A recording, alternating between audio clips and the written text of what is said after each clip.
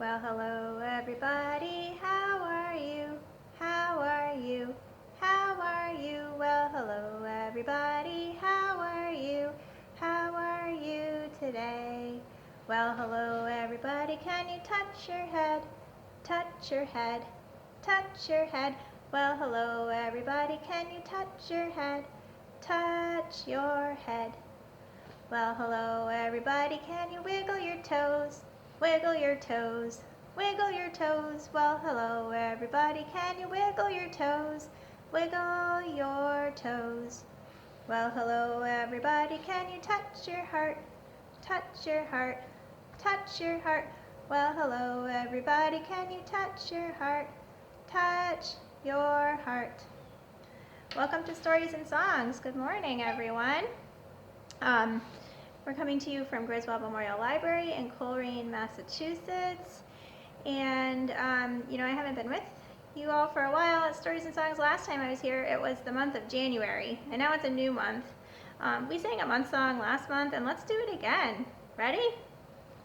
January, February, March, April, May, June, July, August, September, October, November, December, the months go round and round. So it's the month of February, and I wanted to share with you, I have this neat book. My neighbor gave it to me because she's friends with the author, who's Mary Holland. This book is called Naturally Curious Day by Day, and it's really neat because it's set up, although it says day by day, it's set up day by day, but it's set up with a monthly calendar, and there's neat information about nature in this area of the country, so in northern, eastern New England here. Information about different animals and plants and things that you can find in nature, and different signs of the ways that animals and plants and other creatures survive in the environment here for this for the time of the year that it is. And so I wanted to read to you some parts of this book I found. So this is something about white-tailed deer scraping trees. So let me see if can you see this picture? There's a picture on here of a tree trunk, and the bark is scraped. There are these marks on it that are scrapes. And it says here, during the winter, white-tailed deer browse on the twigs, buds, and bark of trees. Deer have incisors in the front of their bottom jaw, which are like teeth, like we have, but none in the front of their top jaw, so they don't have any top teeth. They only have a hard palate, so it's like a flat piece of bone and not separate teeth.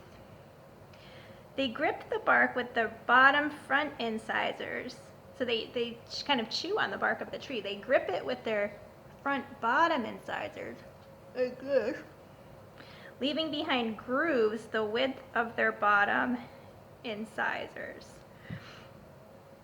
Often there are frayed ends of bark at the top end of the groove, resulting from the deer having to use its hard palate, which is the top, and the incisors, rather than two sets of incisors to separate the bark from the tree.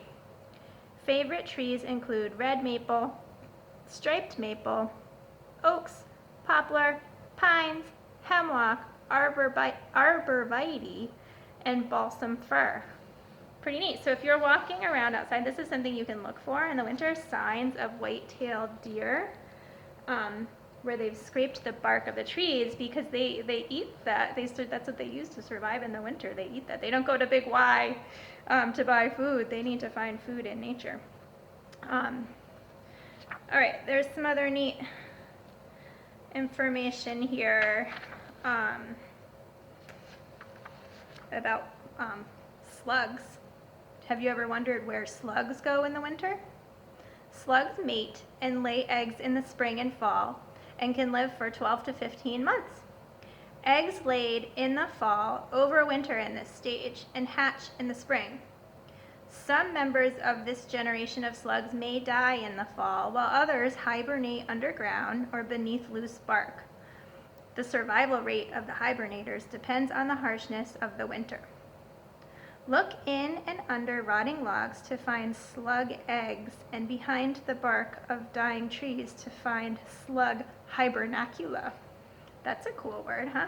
Slug hibernacula, which I think means a hibernating slug. So the slug is kind of just sleeping behind the bark for the winter. That's pretty cool.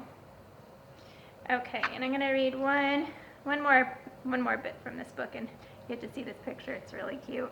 Look, there's a little flying squirrel. This little section is called Huddling to Stay Warm. One strategy some animals use to keep warm on cold winter nights is to huddle together to conserve warmth. Huddling reduces the animal's surface area to volume ratio, since it turns many small animals into a single big animal. So if a bunch of little flying squirrels all snuggle together, then the surface area, which is the outer part that's exposed to the cooler air, is reduced, and the animals have more space where their bodies are all linked together that are staying warm, that are contacting warmth. So it says the larger the animal, the smaller the surface area to volume ratio, and the less heat is lost. So when they all huddle together, they keep all their warmth together. Bluebirds and flying squirrels are two animals that huddle to keep warm. Eastern bluebirds may huddle together in a tree cavity or hollow log in groups of up to 10. Flying squirrels often huddle together in large communal nests, sometimes with populations numbering over 24 squirrels. If this doesn't provide enough warmth, the squirrels will enter a state of torpor until temperatures return to normal. So torpor is kind of like hibernating, but not as deep of a sleep. So that's some information about how animals survive in February. What are you doing to survive this winter in February? I find that this is a good time of year. You know, it's fun to go outside and look around for signs of animals surviving, and to get some exercise and fresh air and enjoy the beautiful snow. And it's also a good time of year to find projects and things to do inside the house. So I brought something that I like to do inside my house, which is play with blocks. And these are some neat blocks. Like, do you have blocks? A lot of people have these kind of little blocks. We have a lot of these.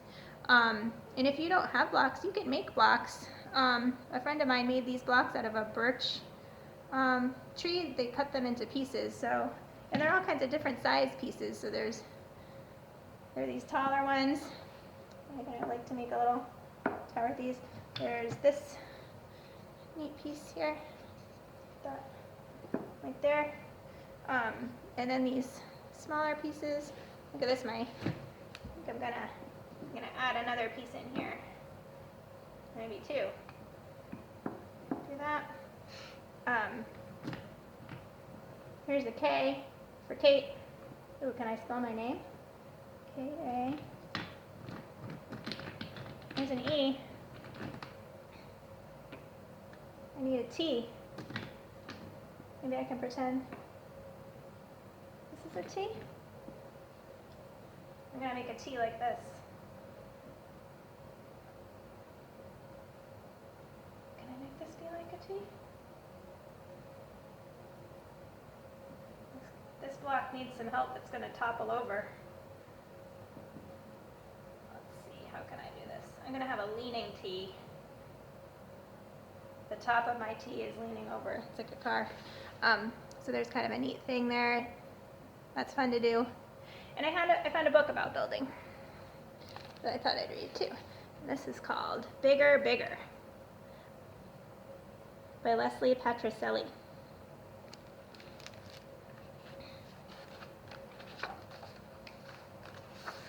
Reading is another good thing to do in the winter when it's cold out. Build.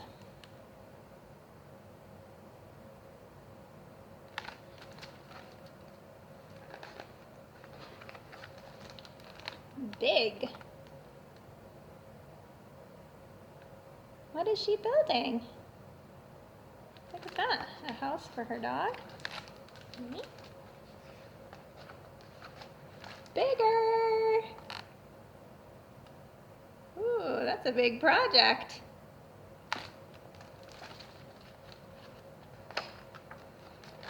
Bigger. Bigger. Look at that. This person looks pretty proud of their work.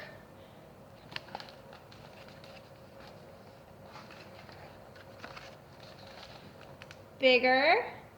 Bigger. Wow. This kid has big ideas. What kinds of ideas do you have for what you can build? Oh yeah?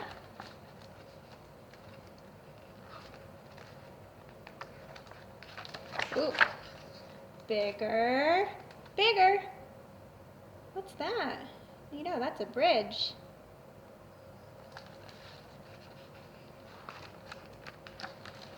Bigger. Bigger.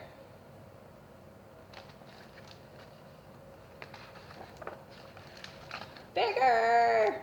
Bigger. Oh my, that's a skyscraper. Wow.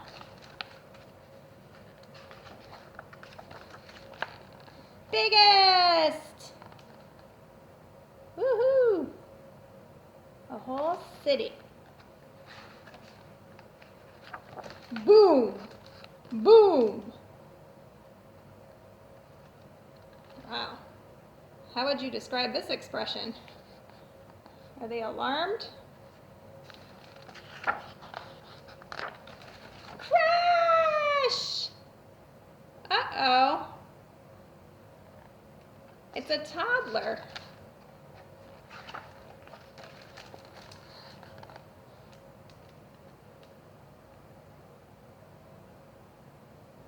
How would you describe this expression?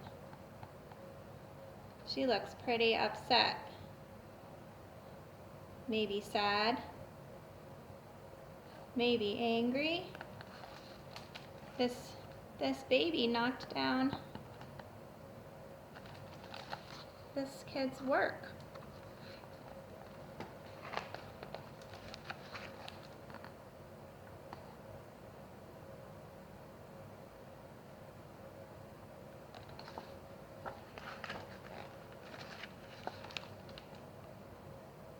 Stronger. Stronger.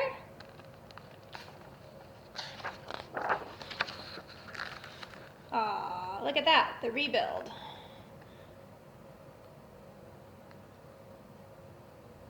Has that ever happened to you before? That you were building something, like a block tower, and somebody came along and knocked it down? Yeah, that can feel pretty frustrating. And it's often nice when people can work together and build something together. Or if you check with someone before you knock it out, you say, "Is it okay for me to knock that down?" And then honor what what the builder felt about it. All right, are you ready for a mystery? What do you think is in here? The other day when it was really rainy and cold out, I didn't want to go outside, so I thought of some things to do inside. And so what's inside here is something that I made the other day, which is another good idea of something to do. And so it's something I made, and I'll give you a hint. It's something that librarians like, and I hope you like too. What do you think it is? It's a miniature version of something. I'll show you. Did you guess it? Look at this. I got out some origami paper and some patterns, and I had trouble following the pattern for making this, so I found a video, and the video helped me. It's a little book. And so this is one pattern, and then this was a different pattern. I like this one even more that I made because it has a better binding. This is a little miniature book. So I need to write a story I can put on these little tiny pages. Can you think of a good story that would fit in this book? Pretty cool, huh? All right, those are some books that I made. These are some blocks. We talked about today some some neat signs of nature from outside. And I think it's about time for us to say goodbye. Eh? Um, the more we get together, the more we get together, the happier we'll be. 'Cause your friends are my friends, and my friends are your friends. The more we get together, the happier we'll be. Merrily we roll along, roll along, roll along. Merrily we roll along over the deep blue sea. Well, thanks for joining me today. I hope you find some interesting things to see outside if you go for a walk or a hike or sledding or skiing or whatever you enjoy doing. And I hope you find some fun inside activities to do as well, to keep you occupied and learning, and experiencing life this winter. If you come to the library, let me know what you've been up to, because I think this is a great time of year to be building things or making things or creating things or just playing with things. So hope you are having a good time doing all those inside activities this winter too. Okay, bye-bye. Bobswell says bye.